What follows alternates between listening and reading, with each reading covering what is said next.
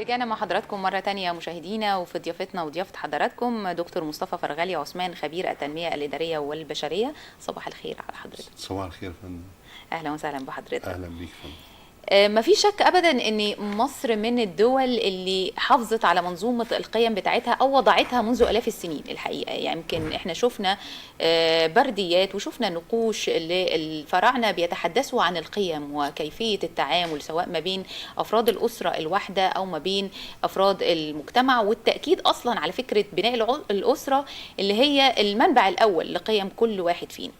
القيمة من وجهة نظر حضرتك وتوصيفك ليها ومدى مساهمتها انها تكون هوية الشعوب وتحافظ على هذه الهوية في عالم مفتوح السماوات، ويمكن هذا الانفتاح اصبح فيه او سبب نوع من التشابك ما بين المنظومات القيمية المختلفة والتداخل.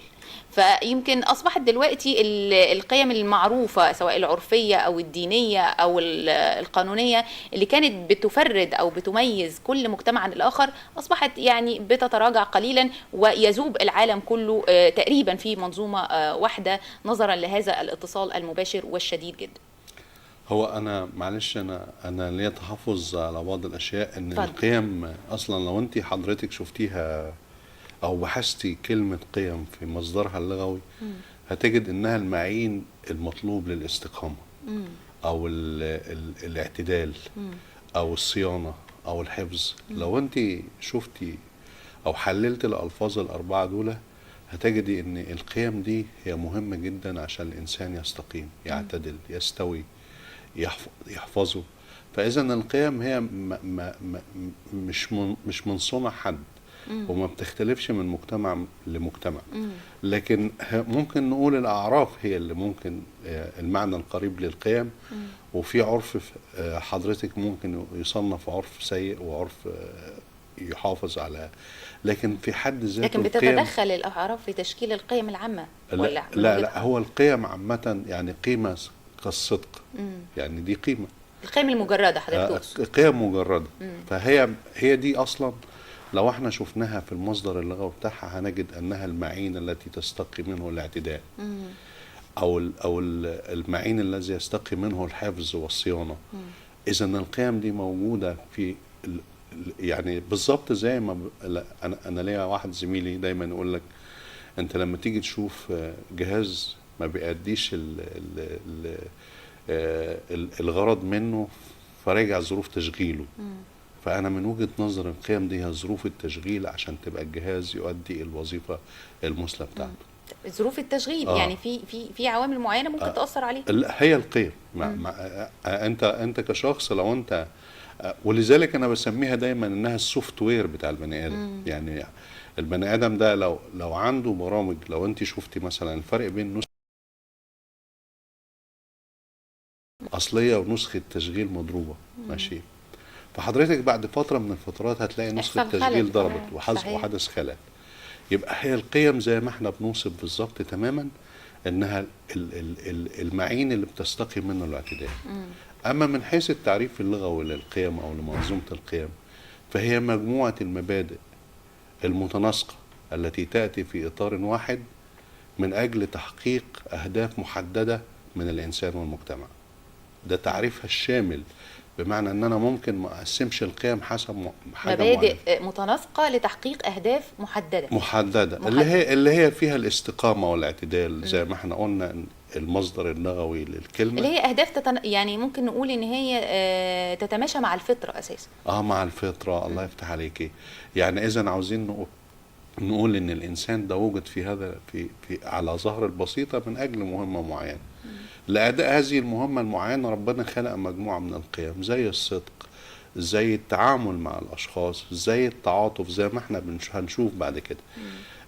حضرتك لو احنا قلنا القيم، منظومة القيم بهذا الشكل زي ما انا قلت دايما ان او انا بشبهها بشكل شخصي انها البرامج المشغلة للبني ادم، يعني السوفت وير بتاع البني ادم. فلو ما كانتش دي هو بيشتغل ضمن سوفت وير مش هيشتغل او مش هيحقق انه مهمة وجوده في الدنيا دي. طيب يعني افهم من كلام حضرتك يعني تشبيهك لهذه المنظومه بانها نظام تشغيل البني ادم، هل ده نظام تشغيل ثابت يعني، ولا هو بيحتاج الى بعض التعديلات والتدخلات اللي بتسهل له امور حياته، بس في نفس الوقت هو محافظ على البيزكس زي ما بنقول او القواعد الاساسيه؟ انت حضرتك قلت الفطره. يعني فطره الانسان، لما احنا نقول ان احنا الانسان ده يمشي على فطره معينه، ما ينفعش ان هو يشرب خمره ويقول لك دي تغيرات. ما ينفعش ان هو يسهر طول الليل ويقول لك اصل انا انسان ما بحبش انام بالليل. يعني الفطره تتطلب ايه؟ مجموعه القيم دي هي الفطره. الصدق، الاخلاص، التعامل، النزاهه حضرتك، وهي عكس على فكره كلمه النزاهه ممكن في مفهومها العام الشخص المهندم، لكن هي في مفهومها اللغوي النزاهه تعني ضد الفساد يعني. طبعا. ولذلك في بعض الدول بتسمي بدل ما تسميها الرقابه ومكافحه الفساد بتسميها النزاهه ومكافحه الفساد. فدي قيم. يعني اقدر اقول مثلا ان الاحكام العرفيه او الاعراف والتقاليد الخاصه بكل مجتمع نقدر نقول عليها هي دي النسبه اللي بتضاف للقيم العامه عشان تشكل قيمه مجتمع او قيم مجتمع معين؟ لا، هو العرف حضرتك يعني هو من الممكن يبقى لصيق لشخصية معينة. يعني مثلا الأعراف في مصر بتختلف عن الأعراف في ليبيا، بتختلف عن الأعراف في أوروبا، بتختلف عن ولذلك حتى الأعراف حضرتك العرف بيتكون نتيجة ممارسة سلوك معين لفترة من الزمان اتفق عليه الناس. وفي نفس الوقت الناس ما نهضتش هذا العرف. يعني إيه؟ يعني حتى لذلك في حديث بيقول عرف القوم شريعة ما لم يخالف الشرع والسنة. صحيح. لكن هو الناس درجت على هذا السلوك وارتضته، فبالتالي ده عرف مش قيمة. يعني ممكن نصل إلى مرتبة القيمة في إن إيه يعني مثلا زي ما حضرتك أشرت إن المجتمع الفرعوني كان فيه مجموعة قوانين صارمة. صحيح. وتقريبا كانوا هم مؤمنين بأن هم قبل الحساب أو ما يروحوا المرحلة الحياة الآخرة هيحاسبوا على هذه الموضوعات. فهي دي قيم عند المصريين. لكن في أعراف تانية، في أعراف يعني دي نتيجة ممارسات لمجتمع معين فترة من الزمان وأقر هذا المجتمع فتصبح في مرتبة القيمة. زي مثلا يعني الحفاظ على منظومة الأسرة أو تقديس الأسرة عندهم، احترام المرأة، كل هذه الأمور نقدر نقول عليها أن هي ارتقت حتى أصبحت قيم عندهم. طبيعي. مفيش شك أن القيم ليها روافد متعددة. يعني أنا كبني آدم بكتسب القيم بتاعتي من منابع مختلفة. إلى أي درجة بتسهم فكرة القدوة؟ لاني اعتقد ان دي اول حاجه الانسان بيحتك بيها في فترات عمر الطفل الاولى، هو مجرد بيقلد او بيحاكي اللي حواليه، وده ايضا بيتفق مع الفطره ان الانسان بيميل بطبعه للمحاكاه وخصوصا في السنوات الاولى للعمر. هو حضرتك احنا بنقول ان روافد القيم تكاد تكون كلها حتى ولو اختلفت بتتفق على انها زي ما احنا قلنا تاتي من معين واحد، من منبع واحد. يعني القيم ممكن تلاقيها في الأديان السماوية كلها. مفيش دين سماوي بيقول إن الكذب فضيلة يعني. لكن كلهم بيقولوا إن الصدق اتفقوا على القيم الأساسية، اتفقوا على حدود كبير جدا من القيم. أما قصة حضرتك اللي أنت أشرت فيه الطفل ممكن يقلد، ده في حاجة اسمها التكيف. وده التكيف لو احنا قلنا ربطنا الموضوع ده بأن القيم، منظومة القيم لها علاقة بالذكاء الوجداني أو الذكاء الاجتماعي. من ضمن الذكاء الاجتماعي أن الفرد يتكيف مع البيئة بسرعة. بمعنى أن هو إن الإنسان وليد البيئة اللي هو بيعيش فيها. طبعا. فهنا المحاكاة.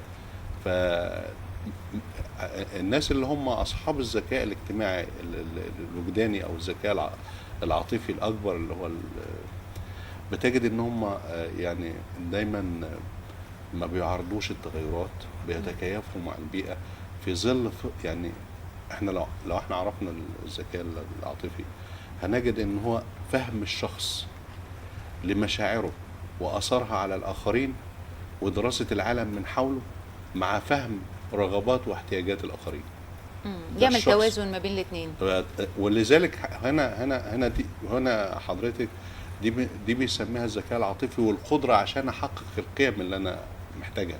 يعني محتاج ان انا اعيش بقيم معينه زي ما احنا شبهناها، يبقى لابد ان انت تكون ده يتوقف على ليه القيم حضرتك؟ ما القيم هي اللي بتضبط السلوك طبعا. والضبط السلوك محتاج حاجتين، محتاج ذكاء عاطفي ومحتاج قدرات. الذكاء العاطفي لو انت شفته وعرفته هتجد هو فهم الشخص لتصرفاته ورغباته، يعني انفعالاته ومشاعره واثرها على الاخرين، وفي الجانب الثاني فهم رغبات الاخرين عشان يحقق التوازن بين رغباته ورغبات الآخرين. فدي تبقى ده من الاشخاص كده بنقول عليه شخص هو ذكي اجتماعيا، ذكي قادر اجتماعيا على التعامل والتكيف مع ظروف بيته. مظبوط فندم. طيب هل ده كمان بينطبق على منظومة القيم الجمالية؟ يعني ان انا برضو استقي المواصفات الجمالية من حولي وابتدي، لو انا مثلا بشتغل في هذا المجال، لو انا فنان مثلا او موهوب في اي مجال من المجالات، وعليا ان انا اعكس ما يريده المجتمع، ولا هذه النوعيه من القيم ليها تفرد اخر؟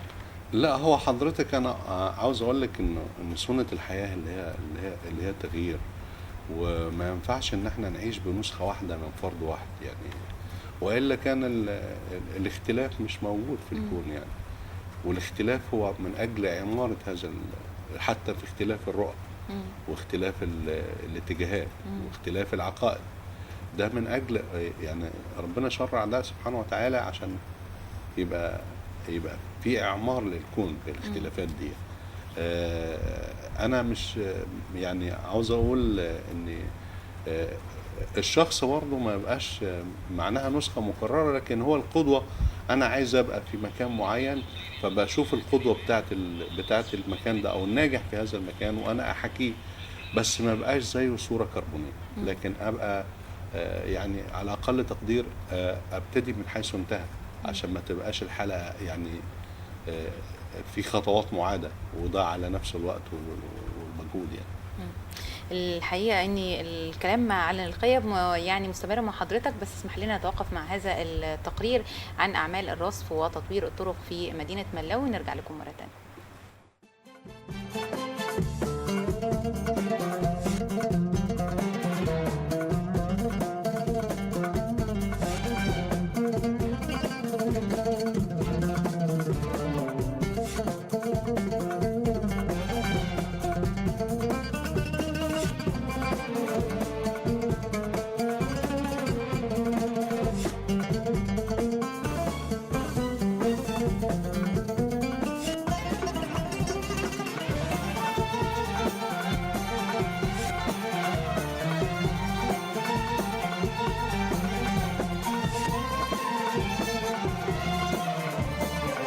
توجهنا بكاميرا البرنامج إلى مدينة ملاوي، وذلك لرصد رصف الشوارع التي لم تكتمل داخل مدينة ملاوي. من ضمن هذه الشوارع هو شارع المجيدي بمدينة ملاوي الذي تم رصفه منذ فترة قصيرة، والآن نتعرف على رضا المواطنين عن هذا الموضوع. في إطار المجهودات التي تقوم بها الدولة في رصف الطرق وتسهيل سير المركبات على الطرق العامة، قام مجلس مدينة ملاوي بإعادة رصف بعض الشوارع بالمدينة، من أهمها شارع المجيدي الذي طال انتظار رصفه حتى تم الانتهاء من الأعمال به.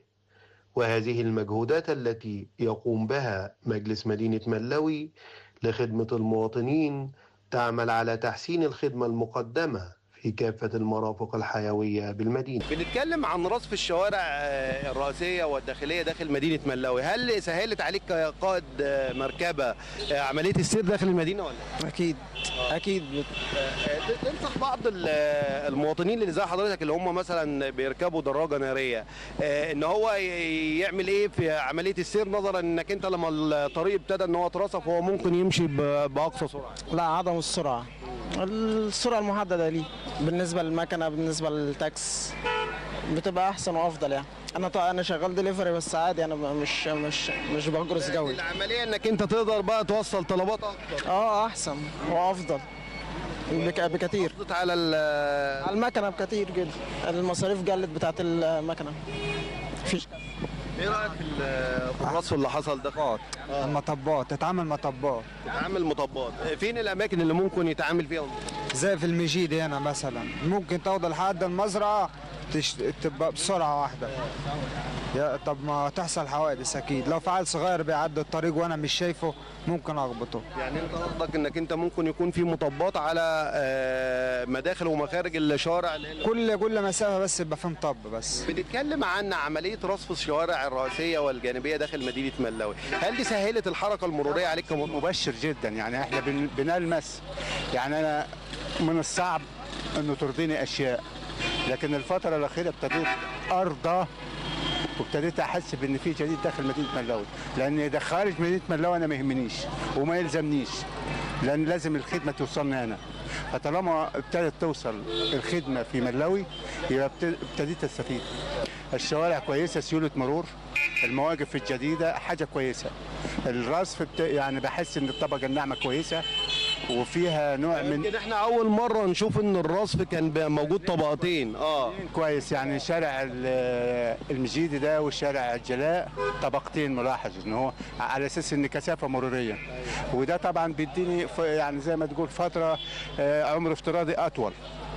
لكن الشوارع الجانبيه احنا مبسوطين جدا، واخد بال حضرتك، والارصفه مهتمين بيها، لو ان تخطوا بعض الارصفه وما غطوهاش، لكن كويس مضاف، حاجه مضافه لينا بنحس بيها. يعني يسبق الموضوع ده خطوات، مش النهارده نسفلت الشوارع بعد اسبوع نكسر تاني، وده العيب المنتشر في ملاوي.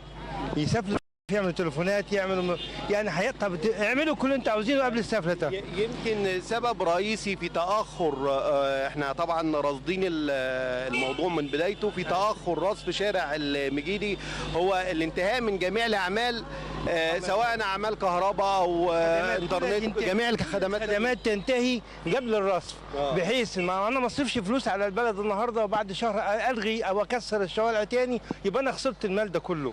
طب انا ممكن اعمل كل الخدمات وبعد كده اسفلت، لما اسفلت انا مش هرجع تاني اكسر، يبقى انا استفدت ان انا وفرت فلوس للبلد ونظفت الشوارع وخدمت اهل بلدي. هو فعلا انا مع حضرتك ان الكلام ده كان بيحصل قبل كده، ولكن في الوقت الحالي بعد مشروعات حياه كريمه بالفعل تم الانتهاء من جميع الخدمات داخل مدينه ملاوي، ثم بعد ذلك تمت عمليه الرصف. انت شايف ان عمليه الرصف سهلت معاك ولا؟ اكيد سهلت، اكيد سهلت. واحنا نتمنى ان ما يبقاش فيه تكسير تاني. سهلت المرور وسهلت المواصلات، بس في نقطة صغيرة، جميع الشباب في ملاوي بيسوق موتوسيكلات بأعلى سرعة، لما يلاقي الطريق نظيفة قدامه والطريق مسافلته بيمشي بأقصى سرعة. طيب هنا مش بيعمل حساب للمواطن ولا ستات ماشية ولا شباب ولا عيال، فبتزيد الحوادث. يا ريت يكون في رقابة من المرور مع نظافة الشوارع، يبقى 100.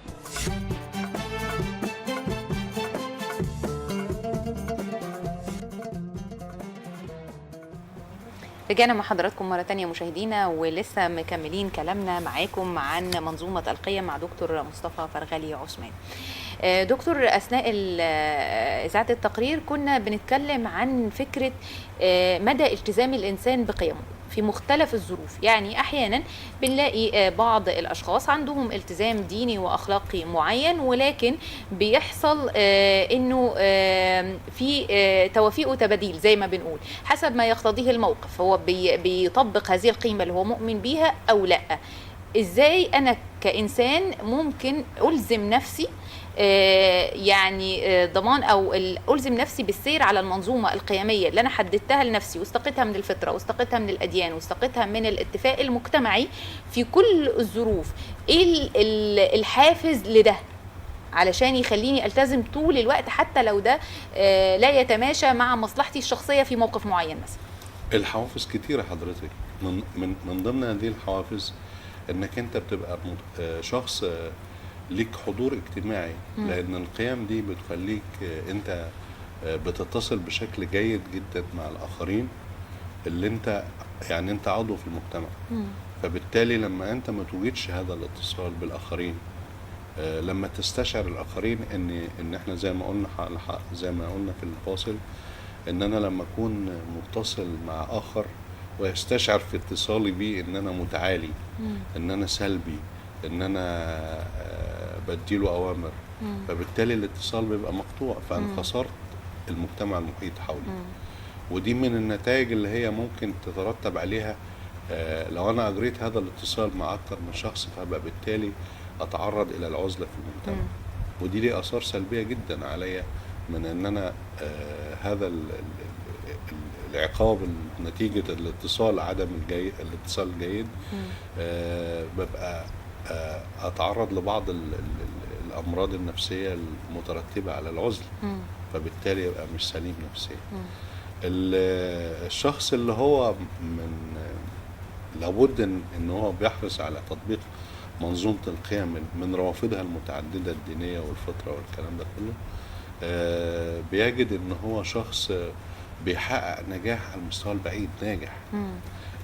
زي ما انا قلت ان انت لو انت تحليت بمنظومه الصدق او انت اخذت منظومه الصدق كقيمه في حياتك وبتشتغل عليها، فمن الممكن يعني تترك نجاحات قريبه جدا مترتبه على هذه المنظومه، بان انت تسعى الى تحقيق نجاح اكبر، نجاحات اكبر على المدى البعيد. على المدى البعيد. يعني مثلا ايه، لو انت صدقت في روايه معينه وهذا الصدق ممكن يكلفك بعض التكاليف اللي هي مش في صالحك، لكن في وقت ما على المدى البعيد هتتصف بانك انت صادق، فبالتالي هينسب اليك نجاح اكبر، وهكذا. وده هيولد نوع من الثقه في التعامل او الاتصال ما بينك وبين افراد المجتمع. اكيد. الحقيقه المكاسب الشخصيه دي بعيدا طبعا عن الثواب في الاخره ورضا الله عز وجل، دي حاجه مهمه ان الانسان يعرفها، ان هذه القيم وضعت من قبل المشرع ووضعت من قبل الله عز وجل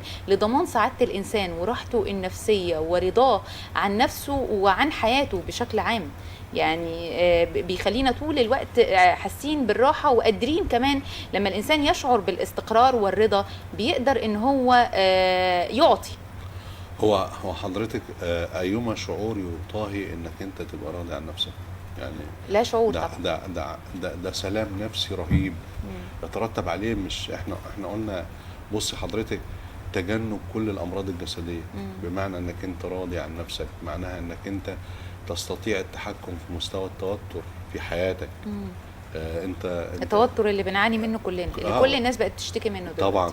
والتوتر ده ما له من من من من من انه يكون سبب في امراض عضويه كبيره زي الضغط والسكر وما شابه ذلك. كمان انت بتحافظ على انك انت بتصين نفسك نفسيا، زي ما احنا اشرنا الى انك انت لما بتبقى عضو في المجتمع تجيد الاتصال باشخاصه، تساعد الاخرين، تبقى صادق، تقدم النصيحه، يعني انت ايجابي. اذا بتحفز نفسك وبتحفز الاخرين، بتبقى شخص محبوب، فبالتالي انت حققت، يعني ما بتحققش عزله اجتماعيه، وبالتالي ما تصابش بامراض نفسيه. فانت وقيت نفسك في اتجاهين، الوقايه الجسديه من الناحيه الجسديه ومن الناحيه العقليه والنفسيه. كمان بتبني علاقات قويه وعلى مستوى على امد بعيد، فبالتالي هذه العلاقات من الممكن انها تكون مفيده ليك، بانك انت شبكه علاقاتك جيده جدا، وبالتالي حياتك هتبقى اسهل. يعني هذه المسائل لا يصعب حصرها اذا طبعًا انت طبعًا اشتغلت بمنظومه القيم او جعلتها ان هي اللي هي بتشغلك، زي ما احنا اتفقنا ان هي اللي بتراقب تصرفاتك وبالتالي بتضبط سلوكك.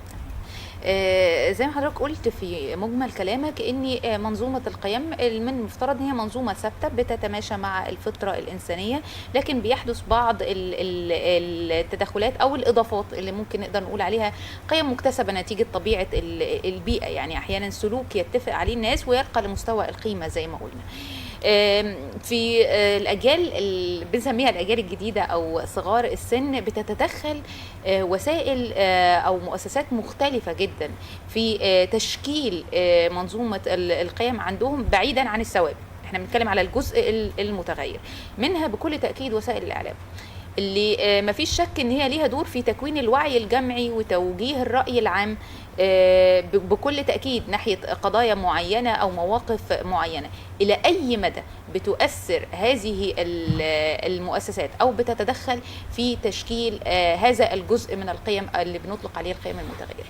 هو حضرتك طبعا دورها لا ينكر، وأنها من الممكن تكون ذات التأثير الأكبر، لكن ده مش معناها أن نحملها المسؤولية كاملة، بمعنى أنها تبقى مسؤولة عن تشكيل الوعي العام للمجتمع أو للأشخاص. لكن أنا طبعا أنت كفرد بيهمك نفسك في المقام الأول، بيهمك أسرتك، في حاجة اسمها الوعي الذاتي. الوعي الذاتي ده أنا أعرف نفسي، أعرف العالم من حولي. يعني أنا من الممكن حضرتك ما أقولش مثلا أن أحد روافد معرفتي هو التلفزيون. طب ما في قنوات ليها موجهة وليها توجه معين، معناها أن أنا أستقي كل هذه المعلومات من هذه القناة دون الفحص والتمحيص، بمعنى أن أنا لابد أن أنا أعرف العالم من حولي، فبالتالي أعرف ذاتي. وده اللي احنا بنقوله اللي هو الذكاء الاجتماعي العالي أو الذكاء الوجداني عالي يعني. بس هو الاتصال التكنولوجي بكل روافده الحقيقة، مش بس التلفزيون، لكن كل روافده المختلفة أصبح بيهيمن أو بيتحكم في سلوك البشر إلى درجة كبيرة. احنا ضربنا مثل، لكن أنا مش لاعني التلفزيون ده. ما هو الإنترنت أو الموبايل هو الوسيلة اللي معانا طول اليوم. هي الوسيلة الأقرب لكل الأشخاص. صحيح. بس مش معناها أن أنا برضو أترك عقلي إلى موقع. طيب ده لما أكون في حالة أن أنا أصلا واعي وقادر على التمييز، لكن عندنا مستويات سنية معينة هي بتفتقد إلى هذا الإدراك. هو يفتقد إلى الإدراك يعني أين أسرة؟ ما في مسؤول عنه أنت كأب أو كأم أو كعم. انت ما جبتوش عشان تسيبه هو يشكل وعيه. ما انا لازم اشكل وعي وفقا لمقتضيات الجيل، وفقا لمقتضيات مصلحة الوطن، وفقا لمقتضيات كتيرة جدا جدا. ما سيبوش بالشكل ده ان هو يبقى يشكل وعيه من مصادر انا ما اعرفهاش. فده وده اللي احنا طب دوري يقف فين يا دكتور؟ يعني انا ككوني مربي وغصب عني بكون قدوة، دوري حدوده ايه؟ هل دوري بس المراقبه والتوجيه، ولا احيانا بيحتاج دوري ان هو يكبر او يتوسع؟ والله انت قلتي حاجه مهمه جدا. قلتي ان انا قدوه، بمعنى انت لو في بيت مثلا بيتحط فيه سجاده وحد بيصلي، هتجد الاولاد نفس القصه بيصلوا. طبيعي. ويبقى في المقام الاول اللي هو البحث عن القدوه، وخاصه لما يبقى القدوه الوالد او الوالده. انت ما تعرفيش ان معظم العلاقات الاسريه بتخرب نتيجه اللغه اللي بيكتسبها او لغه الاب والام اللي موجوده بينهم. زمان احنا كنا بنشوف ان الاب دوره ما بيبقاش كبير جدا في المنزل، بس هي الام بتاخده فزاعه للاولاد. يعني اسكت عشان لو ما سكتش هقول بابا.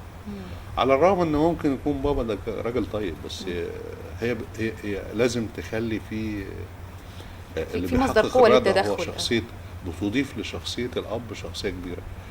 تجدي في بعض الاسر دلوقتي بتهمش دور الاب وتهمش شخصيته. ده مش معناه مكسب ليها، ده خساره جدا جدا بالنسبه لها. انها ما بقاش في حد بيمثل الردع، بيمثل العقاب. فدي قيم يعني تفعيل الثواب والعقاب ده مهم قوي. طبعا، من امن العقاب اساء الادب. يعني الشخص اللي هو مش هيعاقب حتى على مستوى الكبار هيعمل والغريب برضه اقول لحضرتك حاجه، يعني في بعض الابهات من الممكن تقول لك يعني بكره يكبر، بكره يعقل. ما حصلش. اولا هو اكتساب شاب على شيء شاب عليه، اكتساب سلوك معين ويكبر بيه صعب جدا ان هو يتخلى عنه. لان طبعا تغيير السلوك مش عايزين نقول هو من الممكن تغيير السلوك، لكن من الصعوبة جدا ان انت تغير السلوك. ولذلك حتى التعامل على ان انت تعمل تشينج اتيتيود لاي حد، تجد ان هو انت بتبذل جهد كبير عشان نتخلى عن هذا الموضوع. محتاج وقت. صحيح. عشان كده بنلجأ لاخصائيين ومتخصصين في مساعده الولاد اللي هم عندهم انحراف سلوكي معين، ان هم يحاولوا يضبطوا ويقاوموا هذا السلوك في سنوات مبكره. ما ينفعش نستنى ونقول ان هو زي ما حضرتك قلت ان هو هيكبر ويعقل. مجتمعنا من قديم الأزل متمسك بقيم معينة، أصبحت هذه القيم بنسبة ما بتتراجع في الأجيال الحديثة. روشتة سريعة من حضرتك في صورة نقط سريعة ليا ولكل أب أو أم أو مسؤول مثلا في مدرسة أو كل من له علاقة بالتعامل مع هذه الأجيال أو الأطفال في سن معينة اللي هي فترة تشكيل الوعي وتشكيل القيم. والروشتة دي هتبقى كتاب يعني. والله يعني عامة هو حضرتك هو الارتباط بالأديان رقم واحد، والتدين طبعا، والشفافية في التعامل في الأسرة، إعلاء قيمة الأب في الأسرة، يعني دايما يبقى كل التوجيهات الأسرية بأن الصدق هو الوسيلة للنجاة، بأن الشفافية هي المطلوبة في هذا، أن الغش في حد ذاته حتى لو كان يعني من المصيبة أو من الدوافع اللي تحزن في المجتمع، إلا أن الأطفال بتعرف أن مثلا أن هو لما يروح مرحلة الثانوية العامة محتاج سماعة عشان يغش، فالغش إذن القيمة دي انت والمفهوم ده وصل، بندور على الدرجات وبننسى من غشنا فليس منا، ومن غشنا فليس منا، ومش عارف. لابد انك انت ترتب في ذهن الطفل ده حتى لو كان انت نجحت في هذه الوسيلة، فمن الممكن ما تكملش بعد كده. يعني هي فكرة ترتيب الأولويات، ترتيب أولويات ونصائح على شكل مستمر، وعودة المودة والترابط والبعد عن يعني والملاذ الأول الدين طبعا. ادي لنفسك بريك من الموبايل والإنترنت ووسائل الاتصال الحديثة دي، استخدمها فيما ينفع لا فيما يضر. يعني كل الأمور دي لابد أن أنت تتحدث فيها بشكل مباشر. وعلى فكرة برضو المدرسة مش قصة، المدرسة مش فاضية تربي دلوقتي، التربية في الأسرة، ومن يغفل هذا الموضوع من الممكن يكون يعني يتلقى أثر ذلك، أثار سلبية. الحقيقة يعني إجمالا لكلامنا، الدين هو الملاذ الأول لتشكيل المنظومة القيمية والحفاظ عليها. يعني ده شيء مهم جدا ان احنا نلتزم بيه، وشفنا مردود ده في الواقع اللي احنا بنعيشه الحقيقه بشكل كبير. انا في نهايه كلامنا شكرا لحضرتك جزيل الشكر، وجودك معانا وتفصيلك وايضاحاتك. الدكتور مصطفى فرغلي عثمان، خبير التنميه الاداريه والبشريه، شكرا جزيلا يا فندم. شكرا يا فندم، نهارك سعيد. ربنا يخلي حضرتك. شكرا جزيلا لحضرتك.